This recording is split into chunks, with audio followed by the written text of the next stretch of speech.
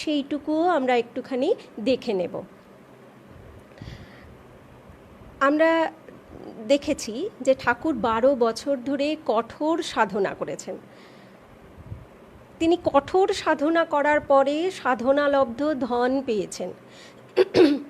একজন সাধকের কাছে সেইটি সবথেকে মূল্যবান বস্তু বলে মনে করা হয়। কত ভারতবর্ষের গিরি কন্দরে কত সাধুজন বসে আছেন, তারা মৌন হয়ে বসে আছেন, না খেয়ে বসে আছেন, সাধনা করছেন কিসের জন্য? নিজেদের মুক্তির জন্য, নিজেদের সাধনা করে সিদ্ধি লাভের জন্য। কিন্তু তারপর তাদের ওইটুকুই ইচ্ছা, ঠাকুর সেটি পেয়েছেন, অত্যন্ত কষ্ট করে পেয়েছেন। সেগুলো আমরা পরপর দেখব আর কি ঠাকুরের জীবনে। তো সেগুলো তিনি পেয়েছেন। পাবার পর তাকে আমরা দেখছি তিনি কুঠি বাড়ির ছাদে উঠে চিৎকার করে কাঁদছেন। যতটা কান্না তিনি কেঁদেছিলেন মাকে পাবার জন্য, তার থেকেও বেশি জোরে তিনি কাঁদছেন, অনেক সময় ধরে কাঁদছেন যে আমি যেটা পেয়েছি তোমরা এত কষ্ট করছো, আমি সেই যে সাধনার ধন, যে আনন্দ পেয়েছি, তোমাদের দুঃখের নিবৃত্তির জন্য যেটি দরকার সেটি আমি তোমাদেরকে ছড়িয়ে দেব, তোমরা এসো।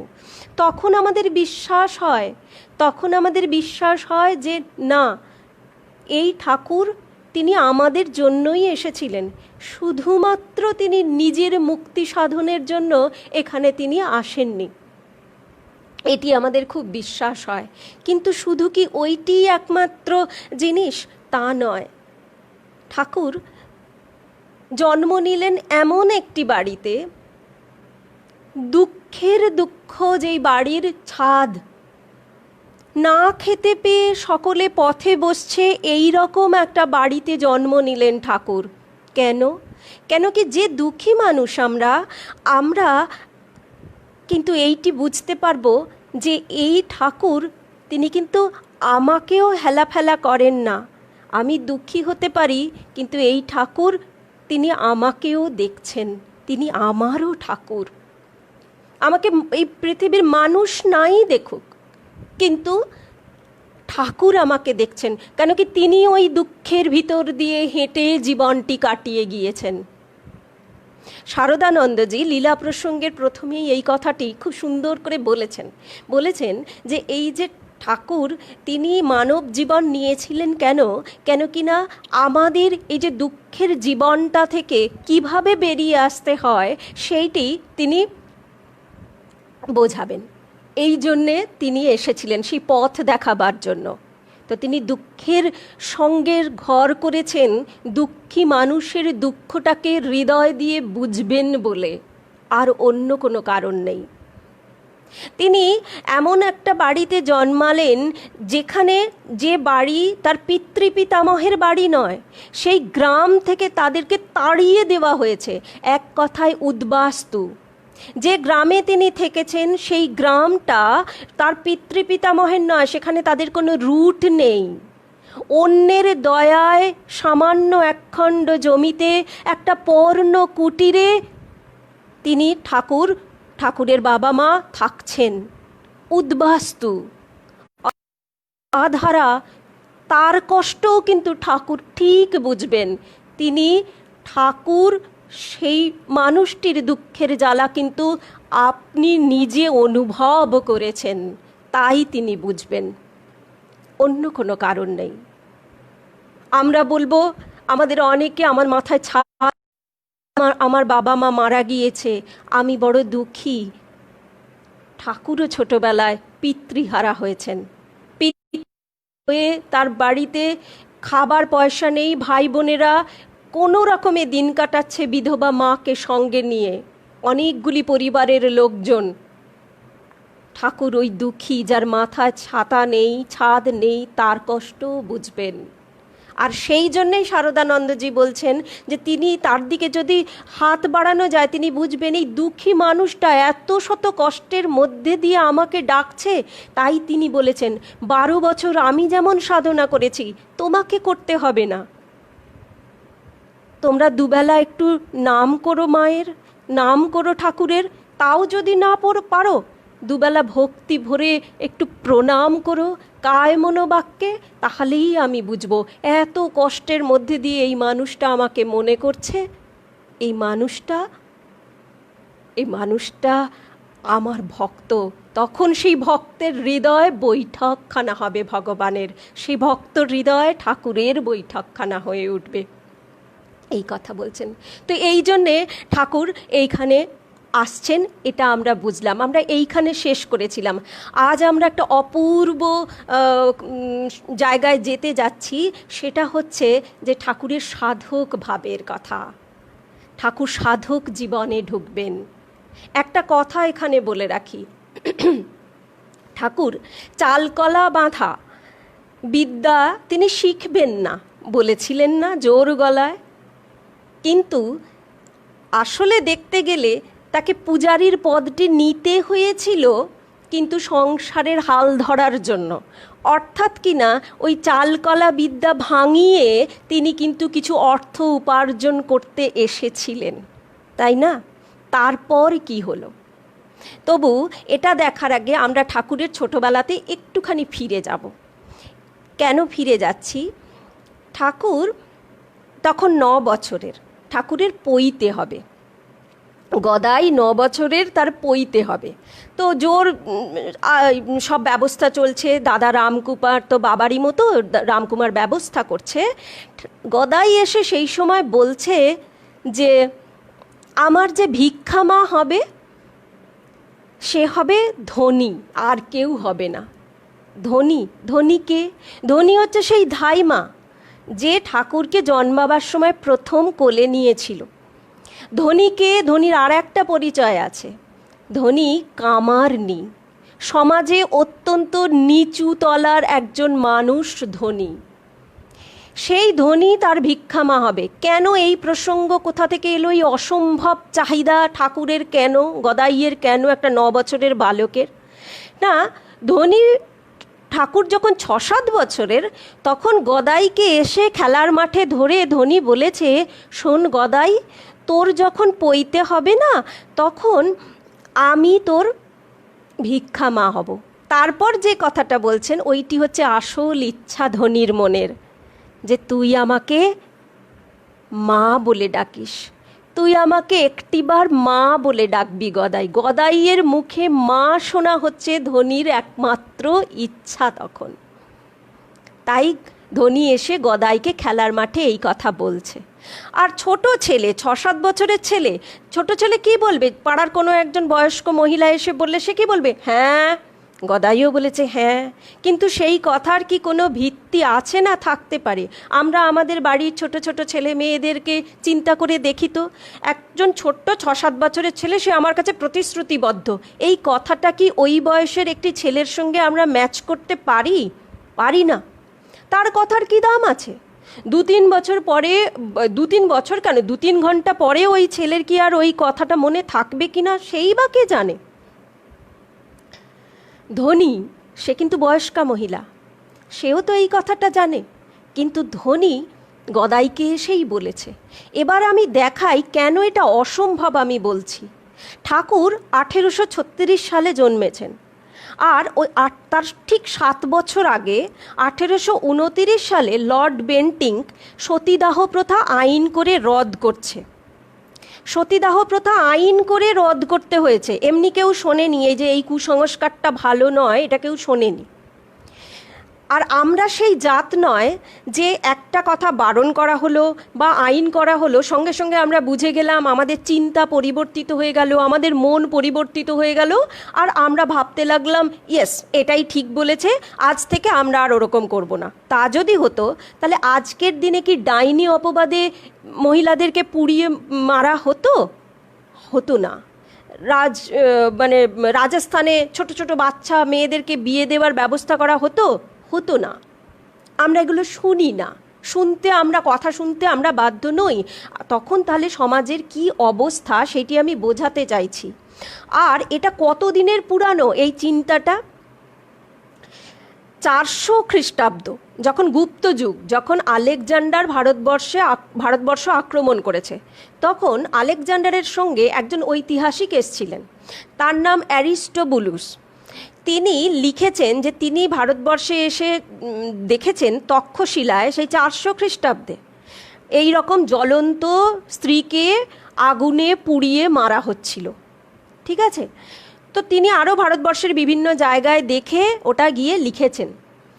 এইটি যদি তিনি লিখেছেন, তো 400 খ্রিস্টাব্দ থেকে চলে আসা 1829 খ্রিস্টাব্দে সেটা আইন করে বন্ধ হলো। এই প্রায় 1400 সাল ধরে জিনিসটা চলছে। তো এর শিকড় সমাজের কতটা নিচে প্রথিত আছে আমরা বুঝতে পারছি। অতএব একদিনে বলল আর পরিবর্তন মানুষের মন, এরকম কখনো হতে পারে না। অর্থাৎ সমাজের চেপে বসে আছে, আমি সেটা বোঝাবার চেষ্টা করছি। এই জবে তার ঠিক 14 বছরের মাথায় একটা 6 বছরের শিশু কথা দিয়ে দিল, হ্যাঁ তুমি নিচু শ্রেণীর, কিন্তু তুমি আমার ভিক্ষা মা হবে। ঠাকুর বোঝে না, সে 9 বছরের, কিন্তু এই ধনী কিন্তু বোঝে, তার সেই জ্ঞান হতে পারে, করে দিতে পারে, তাকে হয়তো গ্রাম ছাড়া করা হতে পারে বা অসম্ভব আলোড়ন তৈরি হতে পারে, কিন্তু ধনী তবু বলছে। ধনী ওটা বোঝে, সেটা কি করে বোঝা যায়? এত বড় সিদ্ধান্ত সেটা কখনো একটা 9 বছরের শিশু নিতে পারে না, তার বাড়ির লোক নিতে পারে। সে বাড়ির লোককে বলেনি, যায়নি, সে ছোট্ট শিশুটিকে বলেছে, তুই আমাকে মা বলে ডাকিস। সে বলেছে হ্যাঁ, আর সে বলেছে হ্যাঁ। আর ধনী কি করছে? সে গরিব মানুষ, খেতে পায় না, সে অল্প অল্প করে পয়সা জোগাড় করছে। কেন? যেদিন ঠাকুর তাকে, গদাই তাকে ভিক্ষা চাইবে প্রথম পৈতের সময়, তখন সে তাকে শ্রেষ্ঠ উপহারটুকু দেবে। কি বিশ্বাস! এই বিশ্বাসটা দেখে ধনীর আমি অবাক হয়ে যাই। সে নিম্ন শ্রেণীর একজন মানুষ হতে পারে, কিন্তু তার প্রথম থেকে ছোট্ট শিশু যখন গদাই, তখন তার মনে কি পাক্কা বিশ্বাস যে এ বলেছে, এ কথা দিয়েছে, এ কথা রাখবে। এইবারে ঈশাত্মানন্দজি যখন ভারতবর্ষে এসেছিলেন, তখন বিভিন্ন জায়গায় বক্তৃতা দেবার সময় তিনি একটি কথা বলেছিলেন। কি কথা বলেছিলেন? ধর্মের একটা ডেফিনেশন দিয়েছেন যে কথা রাখাই হচ্ছে ধর্ম। তো একটু অন্য রকম, কিন্তু যদি সত্যই ভালো করে ভাবা যায় তাহলে দেখা যাবে ঠিক কথাই। আমরা ছোট থেকে মা যখন বলে যে বলো তুমি আর দুষ্টুমি করবে না, তখন আমরা বলি না মা আর দুষ্টুমি করবো না, হয়তো আর 2 ঘন্টা পরে বা 2 দিন পরে ঠিক সেটিই করি। কতবার ছোটোবেলায় মনে করি যে আমি এবার থেকে অনেকক্ষণ ধরে পড়বো, আর ফাঁকি দেব না, কিন্তু হয়ে ওঠে না। নিজেদের কাছে বড় হতে হতে কত যে কথা দিই, সে কথা আমরা খেলাপ করে চলি। তো ডাক্তার, ইঞ্জিনিয়ার খেলাপ করি সেটা আলাদা কথা, আমাদের অভ্যাস। ডাক্তার, ইঞ্জিনিয়ার প্রত্যেকে আমরা কিছু ওথ নিই, কিছু প্রতিশ্রুতি দিই, সে প্রতিশ্রুতিগুলো রক্ষা করার দরকার। সন্ন্যাসী যারা, তারাও প্রতিশ্রুতি কতগুলো রক্ষা করে, সংযমের প্রতিশ্রুতি, তবেই তারা সন্ন্যাসী হয়। তো তারা হয়, আমরা হতে পারি না, কারণ আমাদের সেই মেন্টাল স্ট্রেংথটা নেই। আমরা সংযমী হতে পারি না, আমরা কথাগুলোকে খেলাপ করি, প্রতিশ্রুতি ভঙ্গ করি। 9 বছরের বালক 6 বছর, মানে 2-3 বছর আগে দেওয়া কথা, সে কিন্তু সে কথাটা রাখছে। তাই সে ভোলেনি। সে 2-3 বছর পরে এসে, তার যখন পৈতের সময় হলো, তখন এসে বলছে যে আমার যদি পৈতে হয়, আমার ভিক্ষা মা হবে একমাত্র ধনী। রামকুমার বলছে অসম্ভব কথা, হবে না, পৈতে বন্ধ হবার উপক্রম চলছে। রামকুমারের কথাটা একবার ভাবুন। রামকুমার যখন কৈবর্তের ঘরে ভোগ হবে না বলে সবাই বলছে, রাম না হবে, রামকুমার বোঝা যায় না রয়েছে। এইটা কি করি, কিছু একটা ভুলিয়ে দিই, বা আমাদের বাচ্চা করে কোনো কিছু একটা পাবার জন্যে জেদ করে।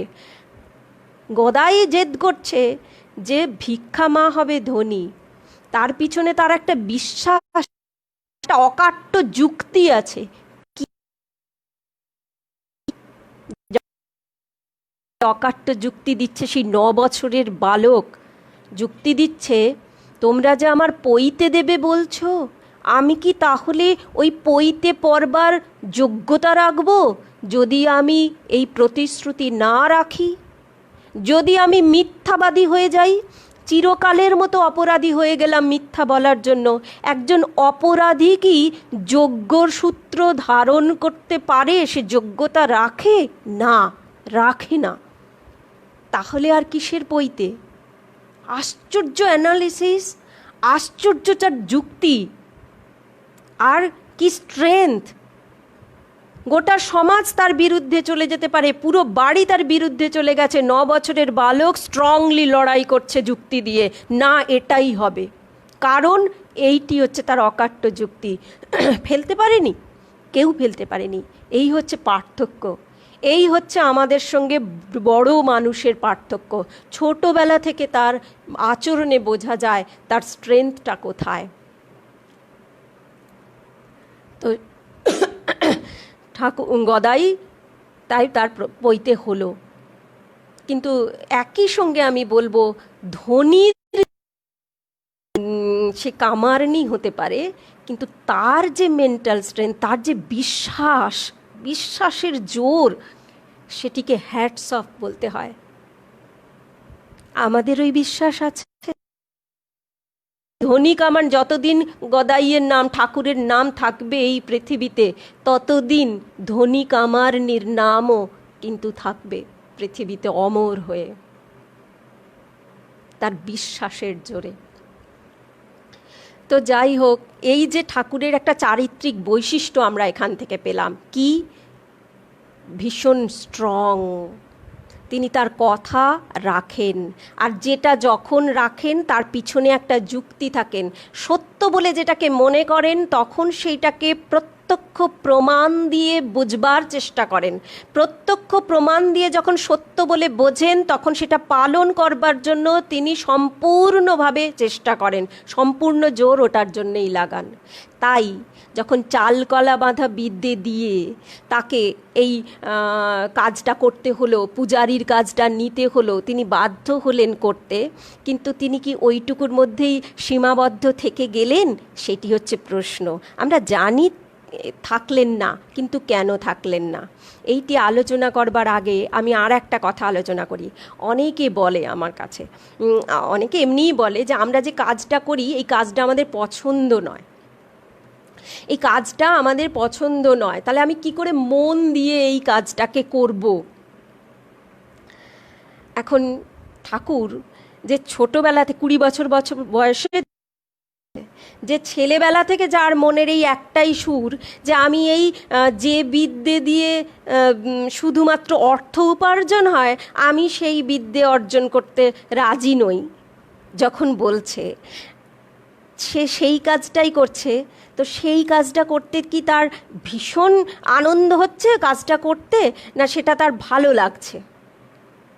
লাগেনি, না লাগবার কথা, আমাদের বুদ্ধিতে মনে হয় যে লাগবার কথা নয়। তাই আমরা দেখছি যে তিনি পূজারী হতে চাইছেন না, তখন গহনার কথা ভাবছেন, চুরি যাবে, হিসাব রাখতে হবে, সব 7-5 নানান কিছু তার চোখে পড়ছে, কিন্তু পূজা হলে কি হতে পারে তিনি ভাবছেন না।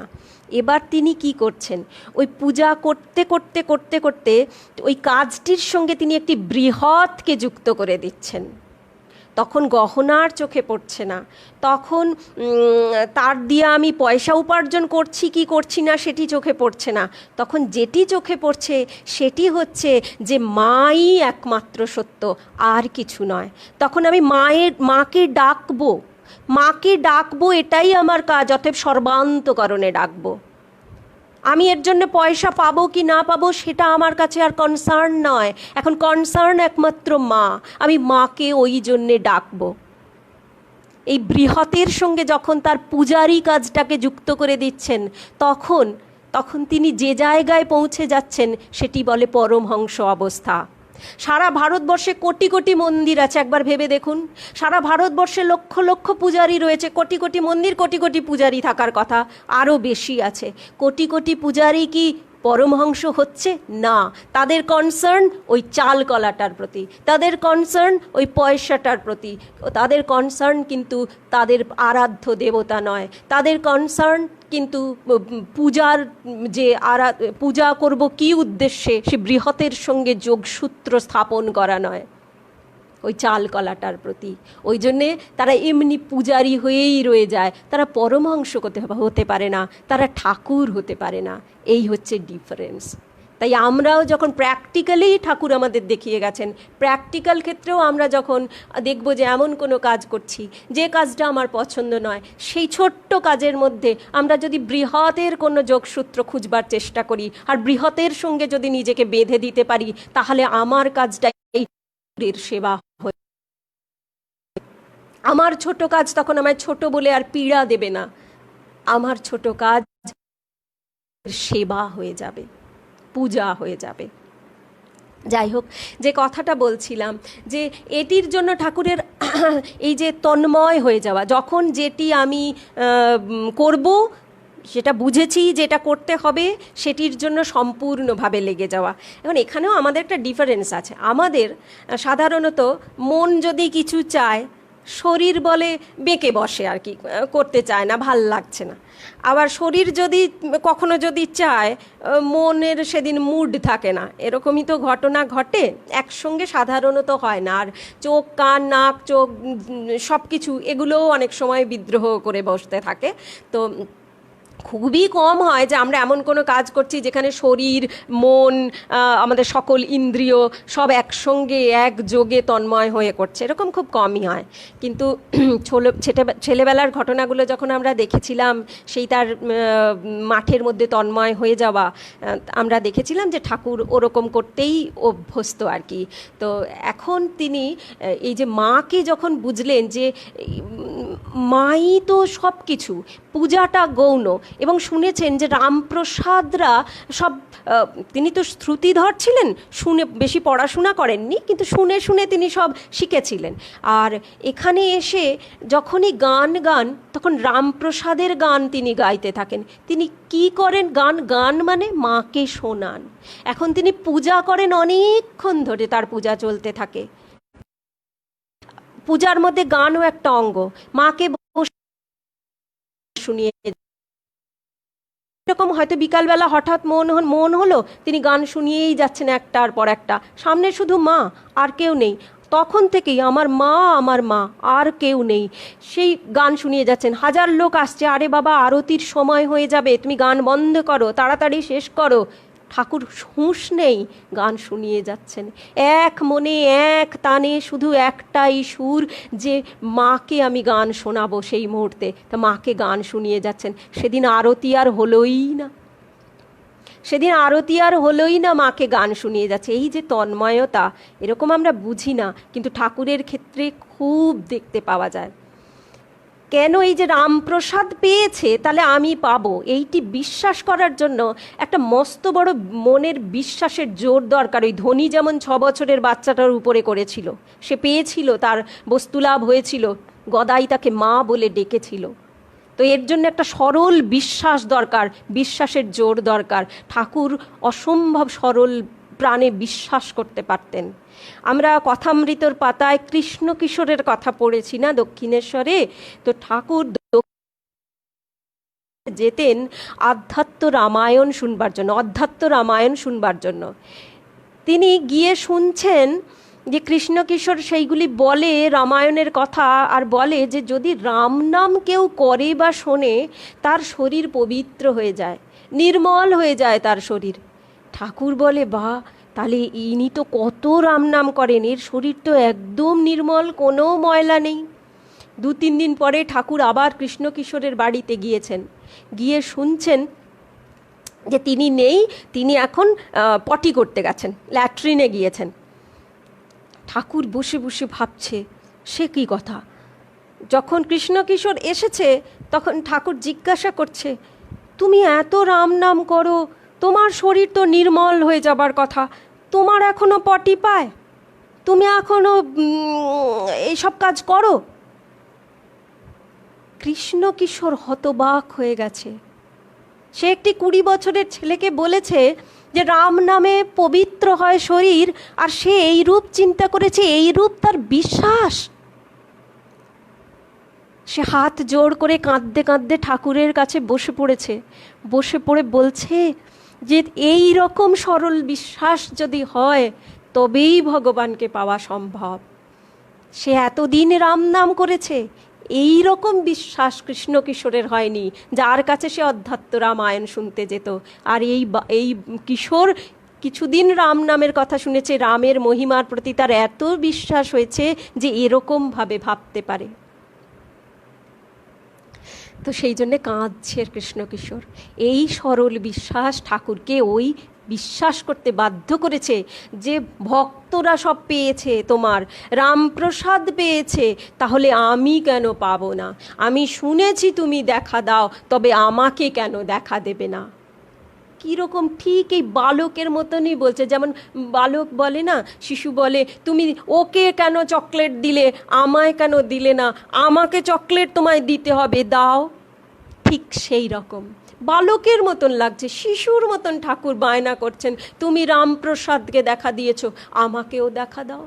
তুমি আরও সব ভক্তদের দেখা দিয়েছো, আমায় কেন দেবে না? তো আমি সব করব তোমার জন্যে, ঠাকুর বলছেন। আমি ধন ছাড়বো, সুখ ছাড়বো, সমস্ত ভোগ ছেড়ে দেব, আমি সব ছেড়ে দেব, আমি শুধু তোমাকে চাই। তুমি আসবে না? তুমি আসবে। কখন আসবে? কবে আসবে? কেমন করে পাবো? এই সব কাজের মধ্যে ঠাকুরের একটাই সুর বাজছে মনের মধ্যে, কেমন করে পাবো, কি করে পাবো, আর কবে পাবো? কবে তুমি আসবে?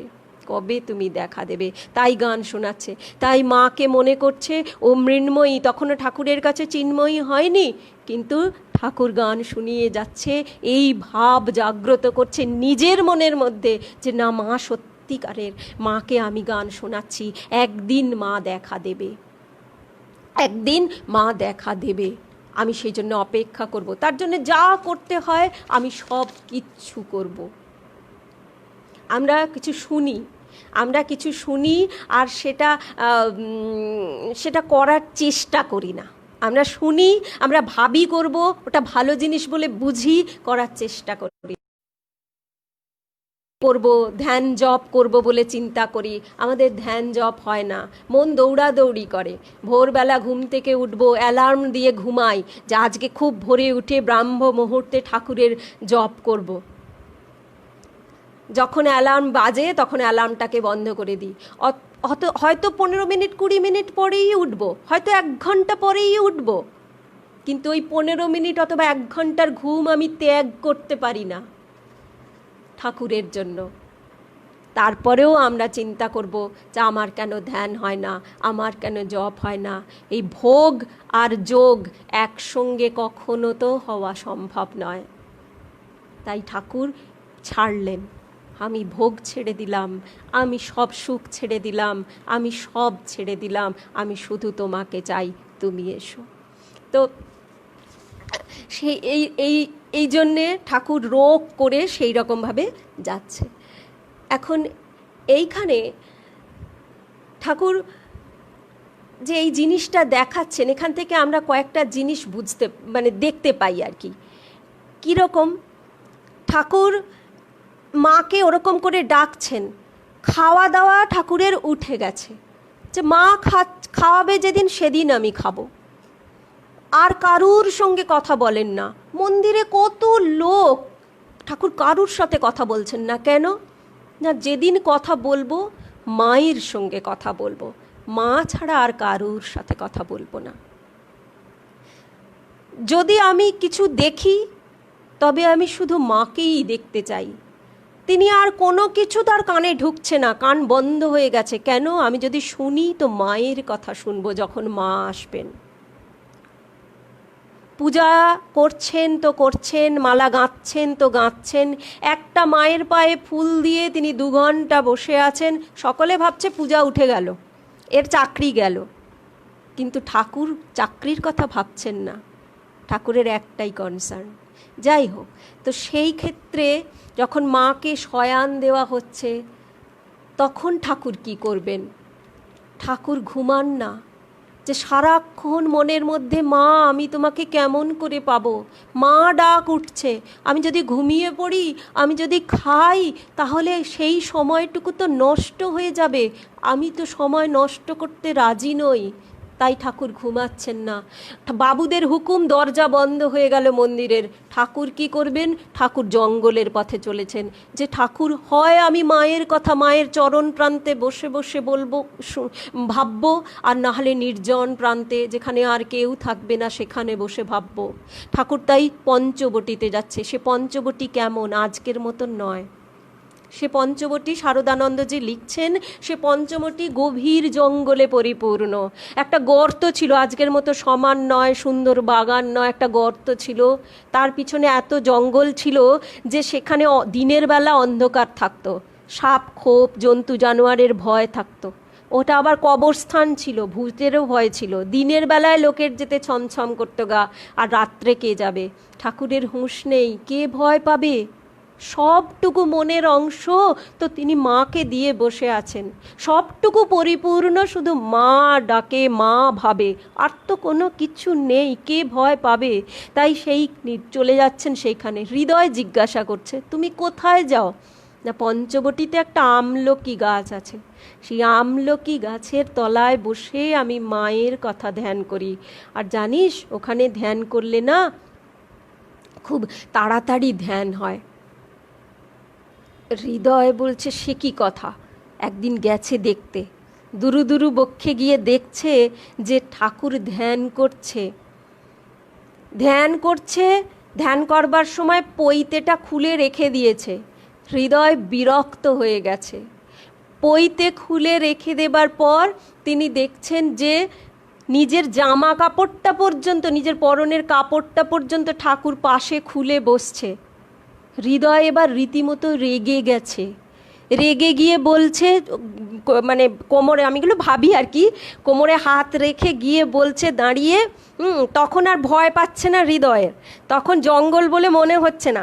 গিয়ে বলছে, এসব কি হচ্ছে? হ্যাঁ, তুমি পৈতে খুলেছো, জামা কাপড় খুলেছো, উলঙ্গ হয়ে এখানে বসে আছো, এসব কী সব পাগলামি অসভ্যতা হচ্ছে? তো ঠাকুর তো মায়ের ধ্যানে ব্যস্ত। তাও এত করে বলছে বোধহয় হৃদয়, যে ঠাকুর একটু জ্ঞান ফিরতে ঠাকুর দেখছেন।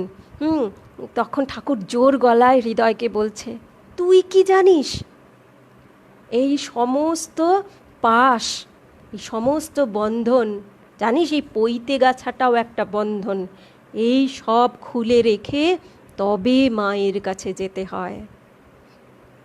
এইখানে আমি দুটো কথা একটু আপনাদেরকে চিন্তা করতে বলবো। আমরা ছোট থেকে একটা জিনিস করতে খুব অভ্যস্ত। যখন আমরা একদম শিশু, বাড়ির লোকজন বলে যে তুমি অমুক বলো, ছড়াটা বলো, ছড়াটা বলো, সবাই তখন হাততালি দেয়। সবাই যখন হাততালি দেয় তখন আমরা খুব বলতে আনন্দ পাই। সবাই যেটা বলে ছি এটা করতে নেই, তখন আমরা সেটা করি না। বড় হই, আমাদের অভ্যাস, হাততালি দিলে আমরা করি। আমরা বাজিকর যে হনুমান বাঁদর নাচায়, আমরা তাদের ডুগডুগিতে নাচে মানুষের লোকের কথায় তাদের হাততালিতে নাচি, তাদের আমরা দুঃখী হয়ে যাই, তাদের ভয়ে আমরা ভীত হয়ে যাই, নিন্দার ভয়ে আমরা ভীত হয়ে যাই। আমরা যখন একটা কিছু বস টস বা বড় পদের অধিকারী হই, তখন আমরা আমাদের সেই উপাধিতে ভুলে যাই। হ্যাঁ, তখন আমরা সেই রকম আচরণ করি, আমি বস, আমাকে বসের মতো থাকতে হবে। আমরা কখনো এই ঘেরাটোপের বাইরে, যে ঘেরাটোপগুলো আমরা বানিয়ে ফেলেছি আমাদের চারপাশে, এর বাইরে বেরোতে পারি না, মুক্ত হতে পারি না। আর সেই জন্যে আমরা এই সব বন্ধনগুলো আমাদেরকে চেপে বসে। ঠাকুর বলছেন, এই যে লজ্জা, ঘৃণা, ভয়, কুল, শীল, মান, জাতি, এই সব 8টা বন্ধন, এই বন্ধনগুলো আমাদেরকে আটকে রেখে দিয়েছে। আর যদি এই সব অভিমানের যদি আমরা শিকার হই, আজকাল তো ফেসবুক, আমরা আমাদের এইগুলো করতে গিয়ে কি হয়, নিজেদের বিবেক বিবেচনাটাকে আমরা কাজে লাগাই না। আমরা একটা আমার বাবা মার প্রতি অত্যন্ত অপমানজনক হলো, যেটা আমার নির্লজ্জতাটাকে প্রকাশ করলো, কিন্তু আমরা ফেসবুকে বা সোশ্যাল মিডিয়াতে আমরা সেটা দিলাম, কিন্তু অনেক লাইক পেলাম। আমি বুঝলাম যে এটাই খুব ভালো। এখন স্লোগান হচ্ছে I have it, I flaunt it. সেটা যে কি বস্তু, কি আমার আছে, সেটা যে কি বস্তু, সেটা যে কতটা খারাপ হলো সমাজের জন্য, সেটুকুও আমরা লক্ষ্য রাখি না, আমরা সেটা করি। কেন কি আমি হাততালি পেয়েছি, আমি লাইক পেয়েছি, অনেক অনেক মানুষ আমাকে বলেছে। আমরা বিবেক দিয়ে বিচার করে দেখি না যে সেটা সমাজে কি এফেক্ট আনলো, কতটা ব্যাড এফেক্ট আনতে পারে, আমরা দেখি না। আমরা ওই বাজিকরের ডুগডুগিতে নাচছি। তো এগুলো আমাদের বন্ধন অ্যাকচুয়ালি। ঠাকুরের মতন মানুষ, তিনি বলছেন এগুলো, তিনি বলছেন, দেখাচ্ছেন যে এই বন্ধনগুলো, এই অভিমানের শিকার হয়ে যদি আমাদের যিনি আরাধ্য তার আর আমাদের মধ্যেখানে যে একটা পর্দার আবরণ থাকবে। ওই মনে আছে একদিন বিজয়কৃষ্ণ গোস্বামী অথবা মাস্টার মশাই সম্ভবত ঠাকুরকে প্রশ্ন করছে যে কেন আমরা ভগবানকে দেখতে পাই না। তখন ঠাকুর একটা গামছা ছিল, হ্যাঁ, সেটা নিয়ে এরম মুখের সামনে ধরে বলছে, তুমি আমাকে এখন দেখতে পাচ্ছ? তখন মাস্টারমশাই বলছে, না আমি দেখতে পাচ্ছি না। বলছে ওই জন্যে দেখতে পাও না, এই আবরণটা থাকে। ওই আবরণ হচ্ছে আমাদের ওই বন্ধনের আবরণ। আমরা ওই অভিমানের শিকার হয়ে ঘুরি, আমি অমুক, আমি তমুক, আমার এই সকল উপাধি, আমি কিছুতেই তার বাইরে যেতে পারি না। আর ঠাকুরের পদপ্রান্তে পৌঁছাবো কী করে? সব খুলে যেতে হয়। ওইটি দেখাচ্ছেন ঠাকুরের মতো মানুষ, ওই জন্য নিজের পরনের কাপড়টা পর্যন্ত খুলে যাচ্ছেন। আর একটা কথা এখানে বলি, তারও আগে একটা কথা বলি, যে আমরা অনেকে বলি যে ধ্যান জপ হয় না, ধ্যান জপ হয় না। হ্যাঁ, তো আমরা যখন ধ্যান জপ করতে যাই, আমরা মায়েরা যারা, আমরা প্রত্যেক একটা সম্পর্কের মধ্যে সংসারে জড়িয়ে থাকি না? আমরা কারুর স্ত্রী, কারুর মা, কারুর শাশুড়ি, কারুর বৌমা, এরকম সব সম্পর্ক। আর সম্পর্ক মানে অনেক দায়িত্ব থাকে, আমরা সেগুলো করার জন্য সবসময় উদ্গ্রীব থাকি। তখন আমাদের একটা টেনশন কাজ করে মনের মধ্যে, তার অমুক সময় এটা করতে হবে। বাবারাও যেটা বাবাদেরও অনেক সম্পর্ক আছে, তিনি কারুর বাবা, কারুর ছেলে, হ্যাঁ, তো তাদেরও সমস্ত দায়িত্বগুলো থেকে, কর্তব্য থেকে একটা টেনশন থাকে। এগুলোর জন্য আমরা যখন জপে বসি, যখন ধ্যানে বসি, তখন আমাদের মধ্যে এগুলো একটা বন্ধন। ঠাকুর আর আমাদের মধ্যে একটা টেনশন কাজ করে, যে আমি সেই টেনশনটা পেরিয়ে পৌঁছাতে পারি না ঠাকুরের কাছে এক মন দিয়ে। কেন? আমার এই কর্তব্য আমাকে টানছে, আমার সম্পর্কের দায়িত্ববোধ আমাকে টানছে, এই রকম। এখন এটা তো স্বাভাবিক যে আমরা সম্পর্কে জড়িত, তাহলে আমাদের তো কর্তব্য থাকবেই, আর আমাদের তার জন্য একটা টেনশন থাকবে, বোধ তো আছে, আমরা তো অনুভব করি। এখন একটা কথা অন্যভাবে ভাবাবার জন্যে এই কথাটা বলছি, যে যদি এইভাবে ভাবা যায়, যেমন আমাদের বাড়িতে যে কাজ করে সেও, তার বস আমি, আবার আমি যার কাছে যেখানে চাকরি করি সেখানেও আমার উপরে আমার বস আছে। হ্যাঁ, তো আমরা অ্যাকচুয়ালি দেখতে গেলে সকলেই চাকর। আমার বাড়িতে যে সাহায্য করতে আসে সেও চাকর, আমিও চাকর। শুধু হয়তো মানিটারি একটা পার্থক্য আছে, কিন্তু আমরা চাকর। কিন্তু আমরা যদি এইভাবে ভাবি যে আমাদের বস কিন্তু এ নয়, আমাদের বস কিন্তু ওই একজনই, আমরা তার কাজ করছি, আমরা তার কাজ। সুপারভাইজার রেখেছেন কেবলমাত্র যে দেখার জন্য, আমরা তাদেরকে বস ভাবছি, কিন্তু আসলে আমরা তারই কাজ করছি। তো আমাদের সংসারে যখন আমরা কোনো কাজ করি, সংসারে যখন আমরা কোনো কাজ করছি, সেই সময়তে আমরা যদি এরকম করে ভাবি যে আমি মন্দিরে গিয়ে আনন্দ পেতাম, তার মালা রচনা করে, তার মন্দিরটা ঝাঁট দিয়ে, ঠাকুরকে সাজিয়ে, ঠিক সেরকমভাবেই আমি ঘরে যখন ঝাঁট দিচ্ছি, তখন কিন্তু আমি সেই ঠাকুরেরই কাজ করছি। আমি মন্দিরটার ঘরের বাসন মাজছি, মানে ওই মন্দিরেরই ঠাকুরের বাসনগুলোই আমি মাজছি। এই রকম করে যদি আমরা চিন্তা করতে পারি, তাহলে সংসারের কর্তা কে? সংসারের কর্তা তখন কোনো স্বামী নয়, কোনো গিন্নি নয়, সংসারের কর্তা তখন কিন্তু একজনই, তিনি কিন্তু ঠাকুর। সে ঠাকুরই তখন সংসারের কর্তা। আর আমাদের পরিচয় কি? আমাদের একটি পরিচয় যে আমরা ওই ঠাকুরের সন্তান। আমরা কেউ শাশুড়ি নই, বৌমা নই, ছেলে নই, মা নই। আমাদের একটাই পরিচয়, আমরা সবাই ঠাকুরের সন্তান। আর এই সংসার তখন কার হবে? এই সংসার তখন ঠাকুরের সংসার হবে।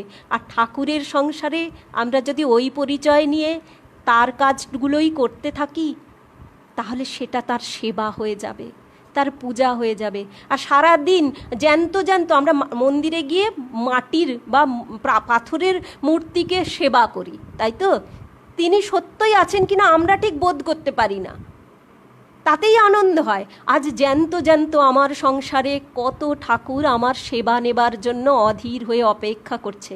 আমি কাউকে স্নান করিয়ে, কাউকে রান্না করে খাইয়ে আমি সেই সেবা করছি ঠাকুরের। এমনি করে যদি ভাবতে পারি, তাহলে প্রতিদিন প্রতিক্ষণ আমার জপ হচ্ছে, প্রতিক্ষণ আমি তার কথাই ভাবছি। সন্ধেবেলা গিয়ে যখন আমি তার কাছে গিয়ে বসবো, যখন খণ্ডনভব বলবো আর তার নাম করবার জন্য চোখ বুজবো, তখন কি আমার আর অসুবিধা হবে? তখন আমার খুব ধ্যান হবে। বড় আদর করে সারা দিন ধরে আমি তার নাম করেছি, এখনও আমি বড় আদর করে তাকে চিন্তা করতে পারবো। তো এ হচ্ছে চিন্তার পরিবর্তন। চিন্তাটাই কিন্তু পরিবর্তন করে দেয়। আসলে মানুষ কি, আজ ঠাকুর আছে আমাদের কাছে? ঠাকুরের শরীর কবে চলে গেছে? ঠাকুর বলতে আজকে কি আছে? আমরা যা পড়ছি, শুনছি, এগুলো কি? ঠাকুরের চিন্তাটা। চিন্তাটাই হচ্ছে একটা মাত্র রয়ে গেছে, যেটাই আমাদেরকে পথ দেখাচ্ছে। স্বামীজি রয়েছেন? কেউ রয়েছেন? কেউ না। স্বামীজির চিন্তাটা রয়েছে, যেটা আমাদের শক্তি দিয়ে চলেছে। তো চিন্তাটা, ওই চিন্তারই তো পরিবর্তন হয়ে যায়। ঠাকুর তো তাই করেছেন। ঠাকুর নিজে ধ্যানের মধ্যে লীন থাকতে পারতেন, তা না করে তিনি ফল পেয়েছেন। তিনি তার সন্তানদের বলেছেন, স্বামীজি সুখদেবের মতো থাকতে পারতেন, কিন্তু স্বামীজিকে বলছেন, না তুমি যাও, আমি যেরকম অন্যের জন্য জীবন ধারণ করে কাজ করেছি, তুমি যাও, সকলকে শক্তি দাও, সেই কাজ করো, বট গাছের মতো হও। তাই তিনি বলেছেন। স্বামীজি গেছেন, শারদানন্দজি তাই করেছেন, আমাদের জন্য এই কষ্ট করে এই বইখানি লিখে রেখে গেছেন। এমনি করে সকলেই কিন্তু ঠাকুর তার ছাঁচে সকলকে ফেলে ফেলে গড়ে দিয়েছেন। চিন্তাটাই তো পরিবর্তন করে দিয়েছে সবার। আর ঠাকুরের নিজের কি হচ্ছে? যে ঠাকুর একদিন বলেছিলেন আমি কৈবর্তের অন্ন খাবো না, সে কি ছিল? সে তার ওই পৈতের অহংকারটাই তো কথাটা বলছিল। তার উপাধি ছিল সে ব্রাহ্মণ সন্তান, তার বাবা খায়নি শূদ্রের অন্ন, তিনি কেন খাবেন? করেছেন কৈবর্তের হাতের মায়ের জন্য রান্না, সেটা ইনকার করে ঠুকরে দিয়ে ঠাকুর চলে যেতে। অহংকারের জন্য দুয়ানার মুড়ি তার কাছে অনেক বেশি ভালো মনে হয়েছে, ওই খেতে খেতে তিনি হেঁটে হেঁটে ঝামা পুকুর চলে গিয়েছেন, খাননি। সে তারই তো চিন্তাটা পরিবর্তন হয়ে গেছে। মানুষটা একই আছে, চিন্তাটা পরিবর্তন হয়ে যাচ্ছে। তাই তিনি এখন বুঝছেন যে এই পৈতে গাছাটাও মায়ের কাছে যাবার একটা বন্ধন, একটা পাশ, এটার থেকেও মুক্ত হওয়ার প্রয়োজন আছে। তাই পৈতে গাছাও খুলে রেখে যাচ্ছেন। যে ব্রাহ্মণত্বের অহংকার তিনি করেছিলেন, সেই দিনের থেকে দিন হবার জন্য সেই মানুষটা কীরকমভাবে কাঁদছেন। ভাগীরথীর তীরে গঙ্গার ধারে বসে কেবল কাঁদছেন, বসে বসে হাত পা ছড়িয়ে, মা আমাকে দিনের থেকেও দিন করে দাও। এত কাঁদছেন, এতক্ষণ ধরে কাঁদছেন যে তার চারপাশের সব মাটি ভিজে গেছে। ইতিহাস বলছে এই কথা, প্রত্যক্ষদর্শীরা লিখে দিয়ে গেছে। ভাবা যায় এই মানুষটাই কি ওই মানুষ? অস্বাভাবিক পরিবর্তন হয়ে গেছে। সেই যে মানুষটা বলেছিল সে ব্রাহ্মণত্বের এত তার গৌরব ছিল, সেই বেলা ঘুম থেকে উঠবার আগে তিনি গিয়ে পায়খানা পরিষ্কার করছেন,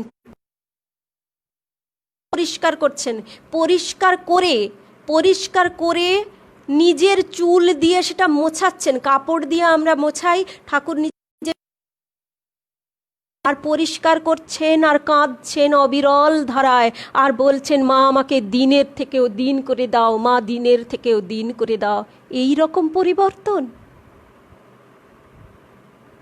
এই অসম্ভবকে সম্ভব করে ঠাকুর দেখিয়ে গেছে যে আমরা ছোট্ট চিন্তা নিয়ে জন্মাতে পারি, কিন্তু আমরা আরও বড় হতে পারি, আরও বড় হবার সম্ভাবনা আছে আমাদের। ঠাকুর এই দেখিয়ে দিয়ে যাচ্ছেন।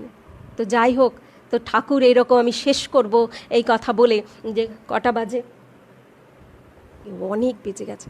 হ্যাঁ, তো ঠাকুর এই রকম ভাবছেন যে এখন তিনি মা অন্ত প্রাণ, সারাক্ষণ প্রাণ ব্যাকুল হয়ে যাচ্ছে, আর হৃদয়কে বলছেন যে এই পৈতে গাছাটাও বন্ধন, তাই খুলে রেখেছি।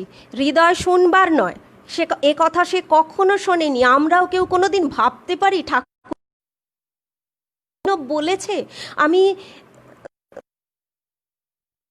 চেষ্টা করেছি যে এই রকমভাবে কেউ চিন্তা করেছিল কোনো সাধক, আমি ঠিক এরকমভাবে উদাহরণ পাইনি। আরও অন্য অন্য পেয়েছি, কিন্তু ঠিক এইভাবে পাইনি। সেই জন্যেই প্রণাম করতে হয় ঠাকুরকে। যাই হোক, তো হৃদয় তো মানতে পারছে না। হৃদয় ভাবছে এ তো পাগল হয়ে গেছে, আমার মামা পাগল হয়ে গেছে, এরম উলঙ্গ হয়ে বসে আছে। সে এবার ভয় দেখাতে চাইছে, ভয় দেখাবার জন্য ঢিলি ছুঁড়ছে রাতের অন্ধকারে, আরও উৎপাত করছে। ঠাকুর একদিন তাকে বলছে তুই আমাকে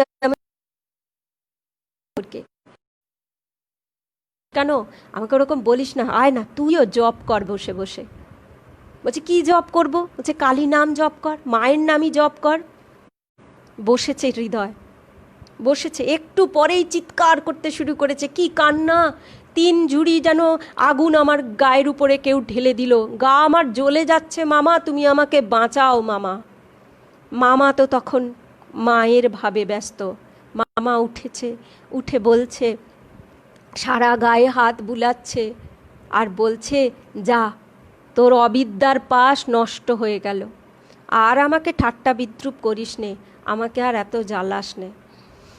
তখন বটে, কিন্তু ঠাট্টা বিদ্রুপ সে ঠাকুরকে খুব করেছিল। সে সব পরের কথা, আমরা আসবো।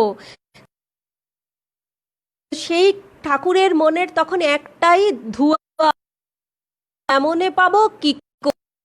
এই যখন ঠাকুর পাগলের মাকে একদিন গান শোনাচ্ছেন, আর একেবারে আকুল হয়ে উঠেছেন, এমন ব্যাকুল হয়ে উঠেছেন যে আজ যা হয় একটা হবে, কিন্তু আজ তোমাকে দেখা দিতেই হবে। এক কথা, বায়না, জেদ একদম একই প্রকারের। তুমি ওকে দেখা দিয়েছো, ওদের দেখা দিয়েছো, আমাকেও দেখা দিতে হবে। দেখা দেবে না? এত আমি কষ্ট পাচ্ছি, এত কাঁদছি, তবু তুমি দেখা দেবে না? বেশ, তবে শরীর রাখবো না।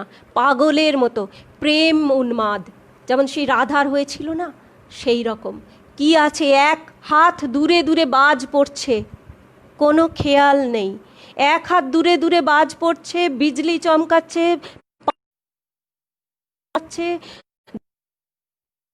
গাছপালা ভেঙে ভেঙে পড়ছে, রাধার হুঁশ নেই। রাধার হুঁশ কোথায়? ওই যে কৃষ্ণের বাঁশি বাজছে, আমাকে যমুনা নদীর তীরে যেতে হবে। ঠাকুর সে শুধু ওইটাই জানে, মাকে পেতে হবে, তা না হলে এ জীবনের কোনো মানে নেই। তাই ঠাকুর ওইটি ভাবছেন, আর কিছু ভাবছেন না। তো যখন এরকম প্রেমোন্মাদ হয়ে গিয়েছে, তখন ভাবছে যা, আজকে জীবনটাই দিয়ে দেব। জীবনটা দেবেন বলে তখন তিনি হঠাৎ দেখতে পেয়েছেন মায়ের ঘরে মায়ের হাতের অসি তরবারিটা রাখা আছে, ওটি তুলে নিয়েছেন, আজ জীবন দিয়ে দেব। যেই ধরেছেন, সঙ্গে সঙ্গে সব কোথায় হারিয়ে গেল। ঠাকুর মায়ের না, আমাদের মধ্যে কেউ সেই রকম দর্শন পাবে কিনা, কিন্তু ঠাকুরের যে প্রথম দর্শন, এই শারদানন্দজির কাছে আমরা কৃতজ্ঞ যে তিনি আমাদেরকে লিপিবদ্ধ করে গেছেন এই কথাগুলো। নাহলে আমরা কখনো সেই ইতিহাস, সেই জবানবন্দি পেতাম না ঠাকুরের। এখন আমরা ঠাকুরের সেই প্রথম দর্শন আমরা একটু ধ্যান করতে করতে চিন্তা করব, দর্শন করব। ঠাকুরের গঙ্গা জলে গঙ্গা পূজার মতনই ঠাকুরের দর্শনটাই আমরা ধ্যান নেত্রে চিন্তা করে দর্শন করার চেষ্টা করব। আমি সকলকে বলছি, কাছে থাকলে বলতাম যেমন, এখনও বলছি, আপনারা সকলে চোখ বন্ধ করে আমরা সেই ঠাকুরের দর্শনটাকে, মায়ের প্রথম দর্শন ধ্যান নেত্রে দেখবার চেষ্টা করি। ঠাকুর তরবারিখানা তুলে নিয়েছেন মন্দিরের পাশ থেকে, আর সঙ্গে সঙ্গে দেখছেন কোথায় মন্দির, কোথায় মা, কোথাও আর কিচ্ছু নেই, সব কিছু লুপ্ত হয়ে গেছে, সব হারিয়ে গেছে। আছে কি? ঠাকুর দেখছেন যেন সমুদ্র, সমুদ্র জলের নয়, জ্যোতির সমুদ্র, তাতে সুনামির মতন ঢেউ, বড় বড় মস্ত মস্ত ঢেউ, আলো যেরকম তর্জন গর্জন করতে করতে এগিয়ে আসে, ঠিক সেই রকমভাবে জ্যোতিষ সমুদ্র তর্জন গর্জন করতে করতে এগিয়ে আসছে ঠাকুরের দিকে। সেই জ্যোতিষ সমুদ্রের দিকে তাকিয়ে সে ঠাকুরকে ডুবিয়ে নিয়ে কোথায় তলিয়ে দিচ্ছে। ঠাকুর হাঁপাতে হাঁপাতে ডুবে যাচ্ছেন, হাবুডুবু খাচ্ছেন, তারপর একদম তলিয়ে গেলেন। যখন জ্ঞান ফিরল, সেই সমুদ্র নেই, সেই জ্যোতি নেই, সেই জ্যোতির সমুদ্র তার হৃদয়ে আনন্দের স্রোত বইয়ে দিয়ে আনন্দের ছাপ রেখে চলে গেছে। শুধু চেতনায় আনন্দ, আর কিচ্ছু নেই। ওই জ্যোতির সমুদ্রের মধ্যে হাবুডুবু যখন খাচ্ছিলেন, তখন ঠাকুর একা ছিলেন না, তখন মা ছিল ঠাকুরের সঙ্গে। এই প্রথমবার ওই মৃন্ময়ী মূর্তি থেকে বেরিয়ে এসে ঠাকুর চিন্ময়ী হয়ে আমাদের পাগলা ঠাকুরের হাত ধরেছিলেন। ওই জগদম্বা, যে বালক এত দিন ধরে বায়না করছে আর দেখা দেবে না, এমনি করে কাঁদছে, আজ বলে নিয়েছে তার সঙ্গে তিনি সমুদ্র পেরোতে তাকে সাহায্য করেছে। এখন কি করে বোঝা গেল? অনেকে প্রশ্ন করেছে, শারদানন্দজি তার জবাব দিয়েছেন যে তাই হবে। কারণ ঠাকুরের যখন চেতনা এলো, তখন তিনি ওই কাতরভাবে কেবল মায়ের ডাকছেন, মায়ের নাম করছেন, মাকে ডাকছেন। সেই জন্যেই বলা হয় যে হ্যাঁ, ঠাকুর সেই জ্যোতির সমুদ্রের মধ্যে তলিয়ে যাচ্ছিলেন যখন, তখন তার হাত ধরেছিলেন তার মা, মা জগদম্বা। এই হচ্ছে ঠাকুরের প্রথম দর্শন, মাকে। তো আমি শেষ করব। আমরা বহুদিন ঠাকুরের কথা কত শুনছি, ঠাকুরের কথা ভাবছি, মন্ত্র পেয়েছি। আজকাল তো প্রাণারামে প্রায় 24 ঘন্টা ধরে তার কথা আমরা শুনতে পাচ্ছি, আরও অনেক চ্যানেল রয়েছে। কিন্তু ঠাকুরকে শ্রুতিধর ছিলেন, তিনি যদি শুধু শুনে যেতেন তাহলে ঠাকুর এই জন্যে যে তিনি আমাকে অ্যাকশন করতে সাহায্য করছেন। শাস্ত্রে সব কথা লেখা আছে, বইয়ে সব কথা লেখা আছে। আমি শুধু মুখস্থ করে নিলেই হবে না, আমি বললে হবে না, আমরা কেউ শুনলে হবে, করতে হবে। আমাদেরকেও সব কিছু ছেড়ে শুধু তার যদি আমাদের মনের একান্ত আগ্রহ থাকে, তবে সব ছেড়ে তার কাছে, তার দিকে ছুটে যেতে হবে। আদারওয়াইজ কোনো সম্ভাবনা নেই। কেশবচন্দ্র সেন যখন মারা গিয়েছেন, তখন কে হবে তার গদিতে, কে বসবে সেই নিয়ে জোর ঝগড়াঝাটি চলছিল। তো তখন প্রতাপ বলে একজন মানুষ, তিনি বসবেন এরকমই ঠিক ছিল।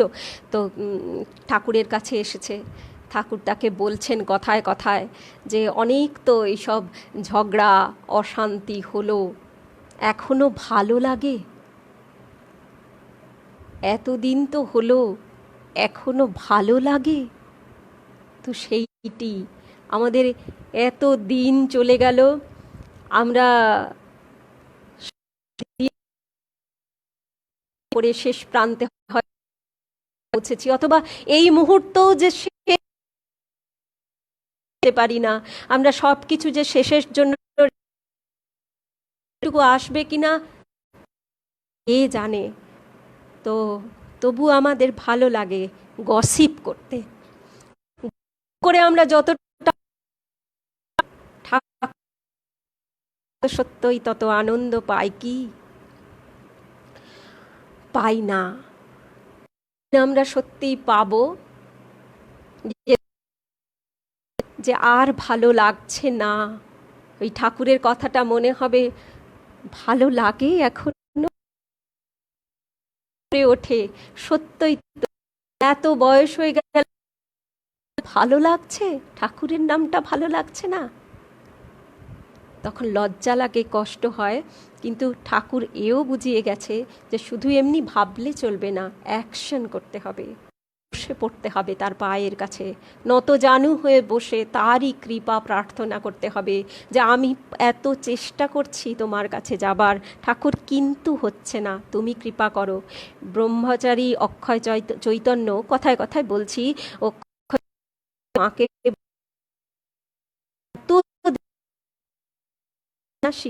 এত ধন করছি, মা কিছু তো হলো না,